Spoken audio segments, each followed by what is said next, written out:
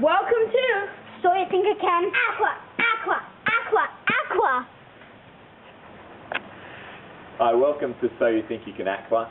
This is the routine section of the workshop. My name is Dominic Shealy. We'll quickly go through the routines so that you can use those routines in your classes and refer back to this video clip whenever you need to. With a simple warm-up, it's just jogging on the spot, lifting the knees up high, making sure your participants are pushing heels down to the ground.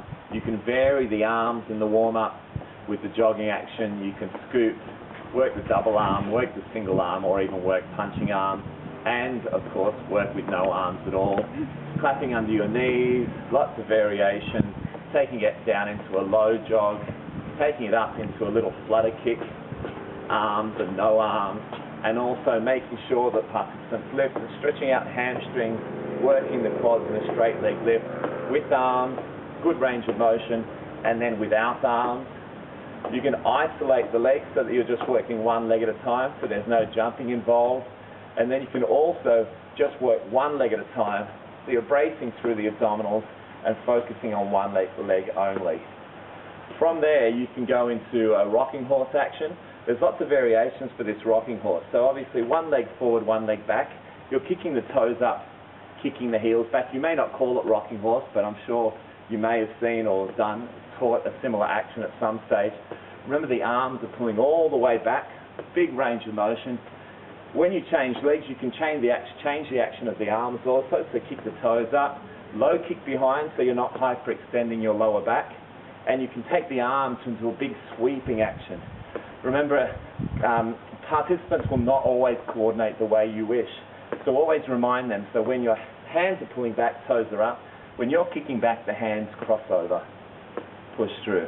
Another variation with rocking horse is to grab dumbbells, and you can do the same action, pull through, kick back, always work in the opposite direction with the arms pulling through. You can change the direction of the grip of the hands so that the palms are facing forward and you're working all the way through. So you're kicking up, push through, extra push through the chest and the shoulders, working the back muscles differently with the different angle of the hands and the grip. And you can also then, when you change legs, you can change the grip of the dumbbell so you can have knuckles forward or you can have palms forward and working the arms way out wide.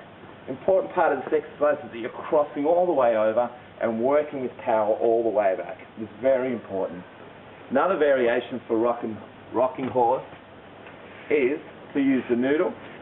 And you can put the noodle to mix things up a little bit and change the dynamic of the exercise. Put the noodle under your front foot. So still working rocking horse, front foot lift, but with the noodle, back foot kick, arms working through, but just changing the emphasis.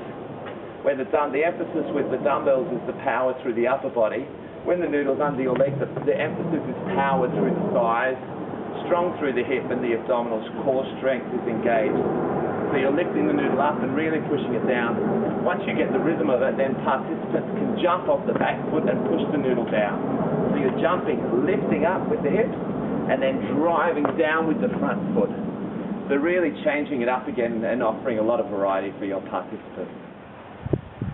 Another routine that you can use dumbbells, noodles, and no equipment with is cross-country, a very popular aerobics move.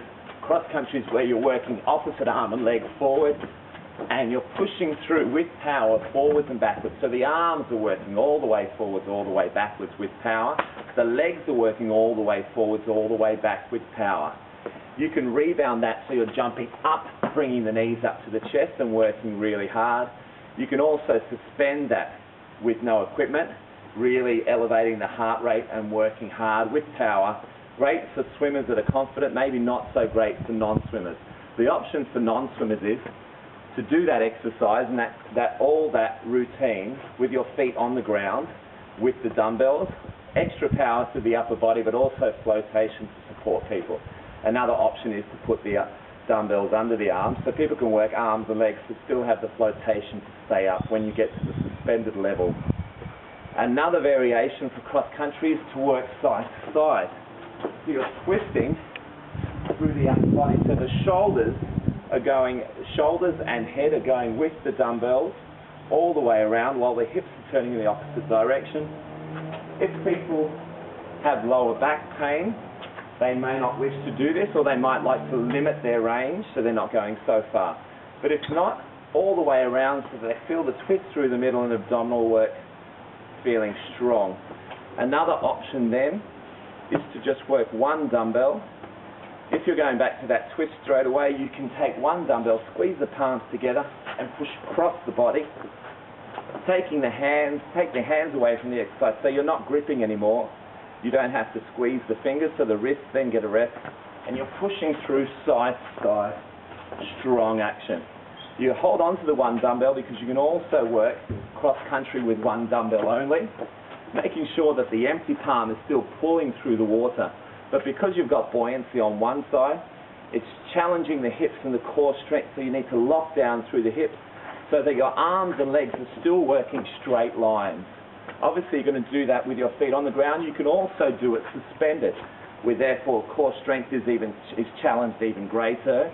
Don't forget to change hands, working on the ground on the other side, and then suspended again. The other option is to do cross country with the noodle. Again, for non-swimmers, this is fantastic because they've got the buoyancy to support them, so they can work feet on the ground, and then they can work suspended. But then another way to challenge, to really lift the heart rate, is to put the noodle between the legs, so it's working across under the hips, one foot in front, one foot behind, and then you're doing cross country over the noodle, like a little obstacle, like a hurdle that you have to jump over. So the legs are crossing and landing on the other side of the noodle. So you're jumping up, cross and land, jump up, cross and land. Another option from there is to make it even harder, is to do that exercise over the noodle but suspended, so you're not touching the floor at all and working good extension. That will increase the heart rate also.